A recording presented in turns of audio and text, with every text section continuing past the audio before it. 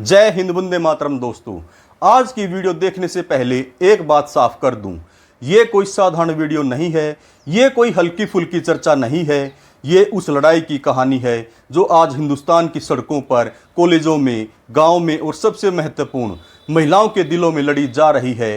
Gujarat lobby और RSS को सबसे ज़्यादा दिक्कत किससे है? महिला पावर से, औरतों की शक्ति से। ये बात मैं आज सिर्फ कह नहीं रहा, ये आज साबित हो रही है। पुणे में जो छात्रों की गूंज का समारोह हुआ, जिसमें फोकस पूरी तरह से औरतें थी, लड़कियां, महिला छात्र थी, उसकी गूंज दिल्ली दरबार तक पहुंच गई है। गुजरात लॉबी में खलबली मच गई है। आरएसएस के गलियारों में बेचैनी है।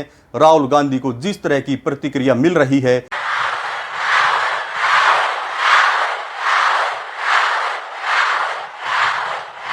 वो अप्रत्याशित है। दोस्तों, अब आप सोचिए, क्यों एक छात्र समारोह से इतनी घबराहट? क्यों एक मंच पर लड़कियों के बोलने से इतनी परेशानी? जवाब सीधा है, क्योंकि ये लड़कियां सवाल पूछ रही हैं, क्योंकि ये लड़कियां चुप नहीं रह रही हैं, क्योंकि ये लड़कियां पितर सत्ता को चुनौती दे रही हैं। और पितर सत्ता वही है जिस पर भारतीय जनता पार्टी और आरएसएस का पूरा ढांचा टिका हुआ है। दोस्तों, चुनाव में महिलाओं के बारे में अपशब्द कहे जाते हैं, बलात्कारियों का समर्थन किया जाता है, बलात्कारियों को बार बार पैरोल पर रिहा किया जाता है। और भारतीय जनता पार्टी का रिकॉर्ड आज के भारत के इतिहास में जितनी भी राजनीतिक पार्टियां रही हैं, उनमें सबसे खराब रहा है। ये कोई आरोप नहीं है, ये इतिहास है, ये आंकड़े हैं, ये जमीनी हकीकत है। अब आइए विस्तार से समझते हैं छात्रों की गूंज का असली राजनीतिक महत्व क्या है। कोटा हो, देहरादून हो, प्रयागराज हो या अब पुणे, ये जो छात्रों की गूंज के समारोह हो रहे हैं, ये सिर्फ कार्यक्रम नहीं है, ये एक नई राजनीति का जन्म है। ये उस राजनीति का जन्म है जिसमें आम छात्र, आम लड़की, आम युवक मंच पर आकर अपनी बात रखते हैं और राहुल गांधी सिर्फ सुनते हैं, सवाल पूछते हैं और उस आवाज को पूरे देश तक पहुंचाते हैं। दोस्तों, याद कीजिए, 2014 से पहले प्रधानमंत्री कई जगहों पर बैठ जाते थे, चाय पर चर्चा करते थे, मगर वो संवाद एक तरफा हुआ करता था। मंच पर खड़े हो जाते थे, भाषण देते थे, फिर टीवी मीडिया उसका प्रसारण देश के अलग अलग हिस्सों में करता था। गोदी मीडिया पूरा साथ देता था, कैमरा एंगल सही, माइक सही, एडिटिंग सही, सब कुछ एक तरफा प्रचार के लिए तैयार रहता था। और आज राहुल गांधी छात्रों की गूंज कर रहे हैं तो क्या हो रहा है? टीवी ने ब्लैकआउट कर दिया है, गोदी मीडिया ने पूरी तरह ब्लैकआउट कर रखा है। ना दिखाते हैं, और अगर दिखाते भी हैं तो गलत ढंग से पेश करते हैं, तोड़ मरोड़ कर पेश करते हैं, संदर्भ हटाकर पेश करते हैं, ताकि आम आदमी तक असली बात न पहुंचे। राहुल गांधी अपने मन की बात नहीं कर रहे। राहुल गांधी मंच पर छात्रों को बुलाते हैं, उनसे संवाद करते हैं, उनकी कहानियां सुनते हैं, उनके दर्द को समझते हैं। छात्रों की गूंज समारोह का हीरो राहुल गांधी नहीं है, हीरो हैं वो लोग जो मंच पर पहुंचते हैं, लड़कियां, लड़के, छात्र, छात्राएं।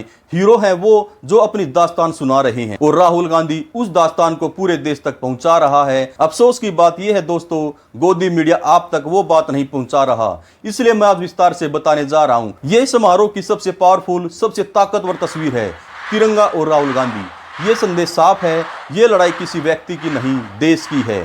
ये लड़ाई किसी पार्टी की नहीं, हिंदुस्तान की महिलाओं की है।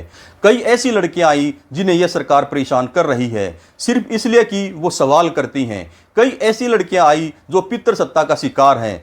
जी हां, पितर सत्ता, यानी मर्दों की वो मानसिकता जो औरतों को अपने पैर की जूती समझते हैं, उनको गुलाम बना के रखते हैं।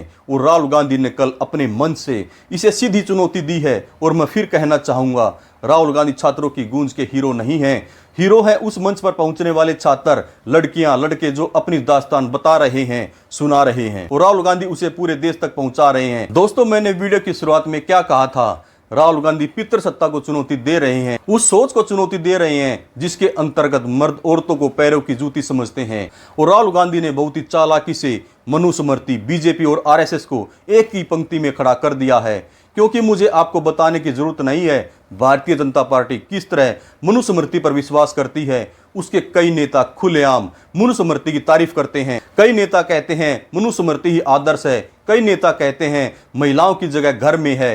राहुल गांधी ने पितर सत्ता को चुनौती देते हुए कहा, यह उस विचारधारा के खिलाफ है जो महिलाओं को कमजोर बताती है, जो महिलाओं को दोषी ठहराती हैं। और सबसे बड़ी बात, राहुल गांधी जंतर मंतर का जिक्र कर रहे थे। राहुल गांधी ने कहा, जंतर मंतर पर कई लोगों ने गालियां दी, लड़कों ने भी गालियां दी, मगर मिसाल सिर्फ एक लड़की की बनाई गई। एक 15 साल की लड़की, उसने माफी मांगी, मगर तब भी उसे परेशान किया गया, उसे बलात्कार की धमकी दी गई। राहुल गांधी पूछ रहे हैं, इससे पता चलता है सरकार की सोच कितनी गंदी है, कितनी महिला विरोधी है। यानी सिर्फ एक लड़की को टारगेट करना जिसके जरिए अपनी मर्दानगी को साबित करना चाहते हैं। और राहुल गांधी ने बाकायदा प्रधानमंत्री नरेंद्र मोदी के पुराने वीडियो का जिक्र किया, 50 करोड़ की गर्लफ्रेंड दीदी ओ दीदी। राहुल गांधी ने प्रधानमंत्री को पूरी तरह एक्सपोज कर दिया।